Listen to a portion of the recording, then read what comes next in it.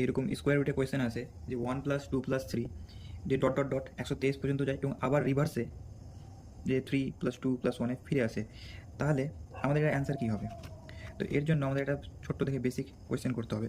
ধরো আমরা √1+2+1 নিই, তাহলে কত হবে?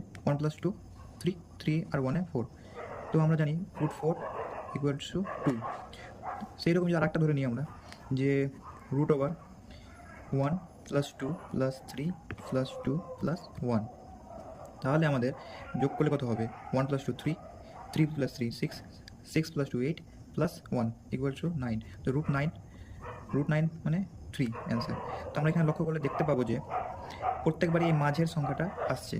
তো সেহেতু যত বড়ই সিরিজ ওয়াইজে যদি থাকে এরকম, তাহলে এর মাঝখানের অ্যান্সারটাই হয়ে যাবে অ্যান্সার। তো 123 হয়ে যাবে এটার অ্যান্সার।